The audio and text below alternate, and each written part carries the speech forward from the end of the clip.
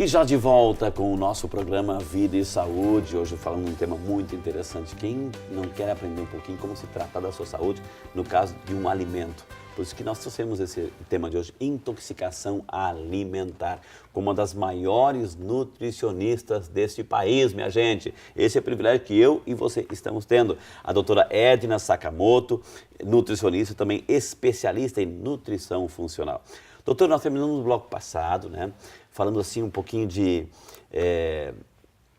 praias. Quando a gente sai do nosso ambiente, ok, tá lá em casa, a criança já tem as regrinhas dele, a regrinha dela, o marido, a esposa, sabe, a empregada vai preparar aquilo, sabe que tem um ambiente já pré-higienizado, enfim, mas de repente as pessoas vão passear, vai no campo, vai na praia e vai ter contato com a natureza de uma outra maneira. Então, quais são os cuidados? Mas antes da senhora responder, nós fomos também às ruas para perguntar para ouvir os questionamentos do Santo Povo de Deus sobre essa questão praia e alimentação. O povo pergunta.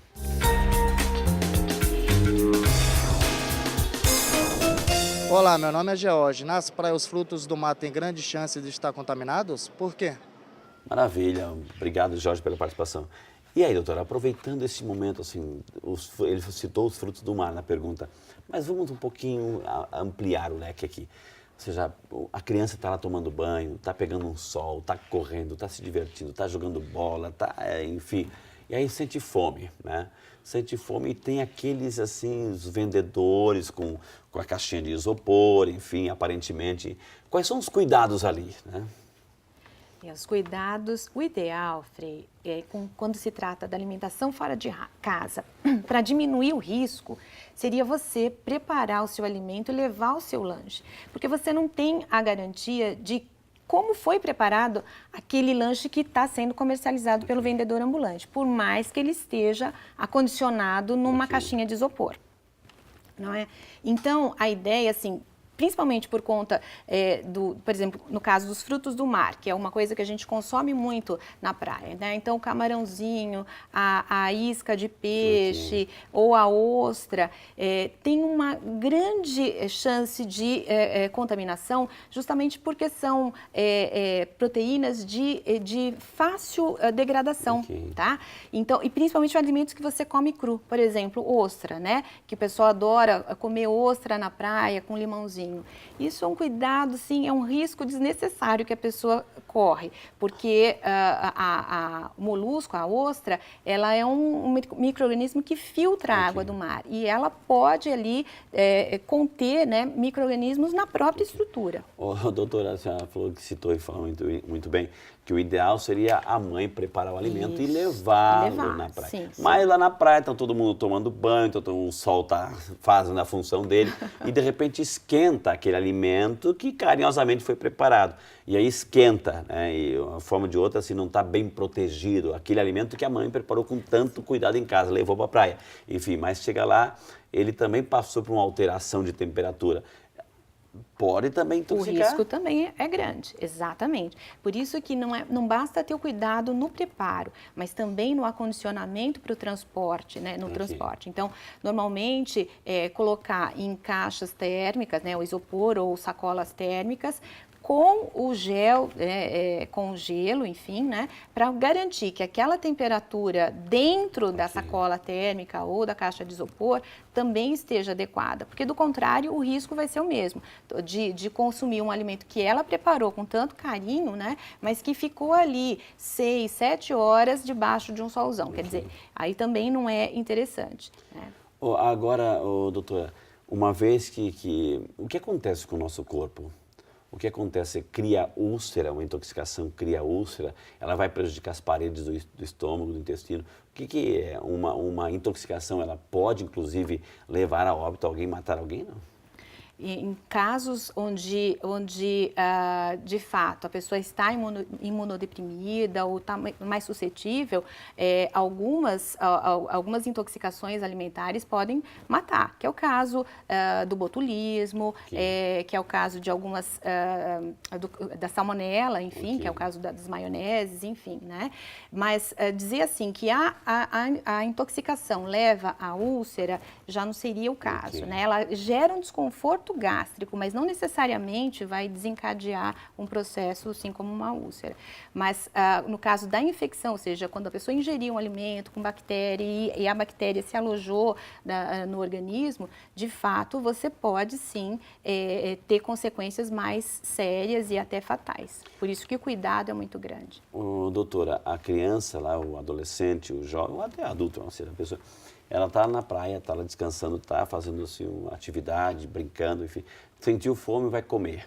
Come e vai comer aquele sanduíche, vai tomar aquele sorvete, enfim, aquele refrigerante, e logo em seguida volta para a água para brincar. Ou seja, essa transição, ou eu tenho que esperar agora aquelas 2, 3 horas para o alimento para o corpo metabolizar o alimento e depois eu posso voltar à atividade física, não?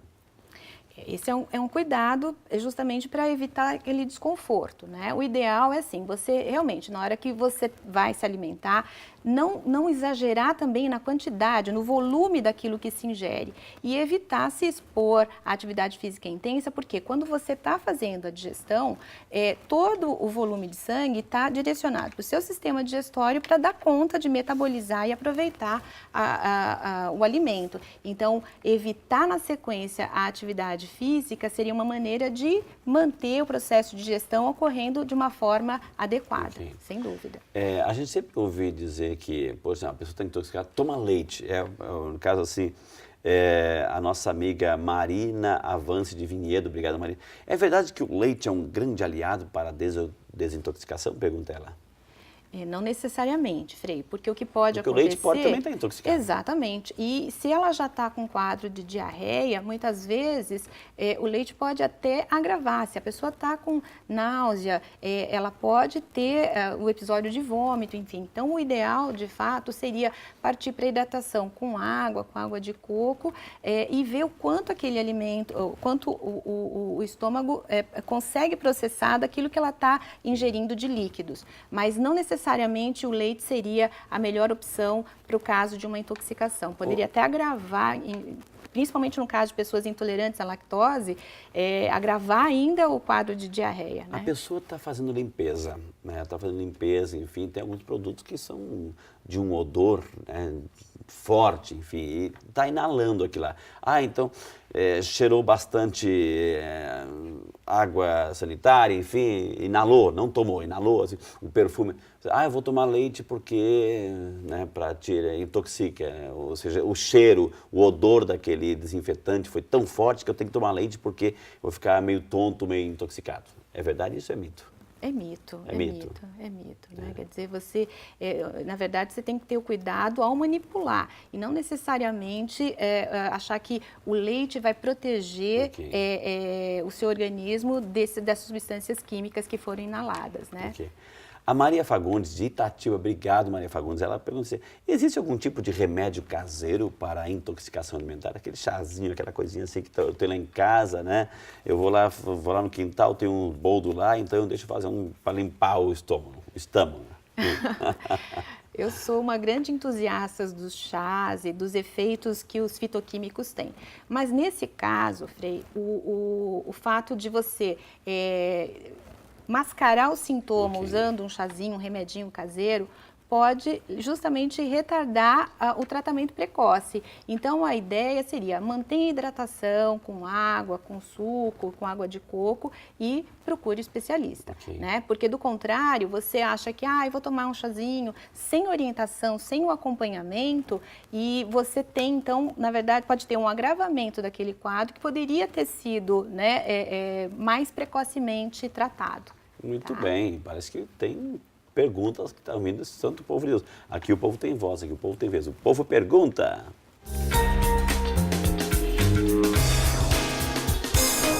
Olá, meu nome é Jéssica. Gostaria de saber qual a quantidade de água devemos beber por dia. E no verão, devemos beber mais?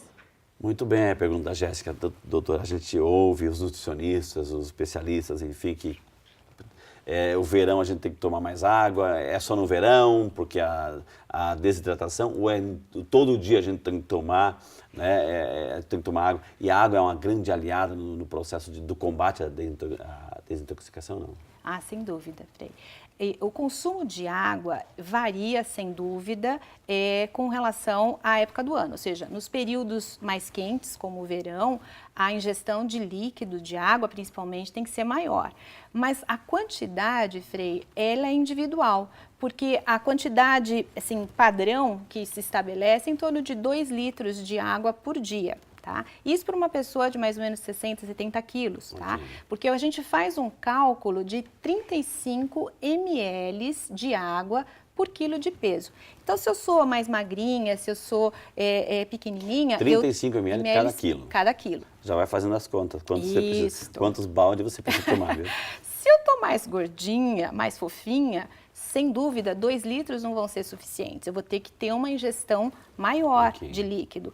E esse cuidado tem que ser redobrado, então essa quantidade pode aumentar no momento de mais calor, porque você perde a água pela transpiração. Então, a água, ela é fundamental para manter os processos bioquímicos dentro da célula, das nossas células, acontecendo adequadamente. Então, a hidratação, sem dúvida, é fundamental. E muita gente se esquece de tomar água, Frei. Isso é uma realidade que eu vejo muito em consultório. E, doutora, a senhora falou água, líquido, bebida, me faz lembrar bebida. Assim, a bebida também faz acontecer um processo de intoxicação, né? Bebida E alcoólica, justamente o senhor diz? bebida alcoólica. A Maria Antônia também está perguntando assim, que as bebidas também, elas favorecem o processo de intoxicação, e, na verdade, existe intoxicação alcoólica? Existe o excesso, sim, de consumo de álcool, mas não intoxicação alimentar causada, né, por bactérias, enfim, relacionadas à bebida alcoólica. Então, na verdade, a ingestão aumentada de álcool, que é uma substância tóxica para o organismo, vai gerar uma sobrecarga, por exemplo, no fígado, dando aqueles sintomas básicos da ressaca, né? Então, a ideia de hidratar também seria para facilitar esse processo de recuperação, né? Porque algumas bebidas alcoólicas, inclusive, no caso cerveja, são altamente diuréticas. Então, se eu consumir muita cerveja e esquecer de me hidratar, certamente, além da sobrecarga hepática por conta do álcool, eu vou também ter o desconforto causado pela desidratação. Geralmente a questão cultural, que tipo de refrigerante se toma mais frio, mais gelado, e se deixar fora do ambiente que favoreça esse congelamento, esse resfriamento, né, também pode, ou seja, tomar bebida quente. Ou seja, essa bebida que geralmente refrigerante, cerveja, tomar uma latinha de cerveja quente, daí. O que pode acontecer, do ponto de vista do paladar, é muito desagradável, né? Mas não necessariamente aquilo vai desencadear uma intoxicação, não, né? É mais a questão da temperatura não ser agradável para o consumo. Que maravilha, gente, quanto que nós estamos aprendendo hoje sobre intoxicação alimentar. Eu vou ter que chamar mais um intervalo, temos mais um bloco ainda, mas assim, aquele bloco fantástico onde a gente vai anotar todas aquelas dicas fundamentais que a gente vai aprender hoje aqui com a doutora Égia. Então, quer saber um pouquinho sobre isso? Não sai daí, a gente volta já, só para você. Não se esquecer, principalmente com as crianças, do filtro solar, de boné, né? E durante o fato de tomar sol, usar o período das 8 às 10 e às 4 às 6, sempre.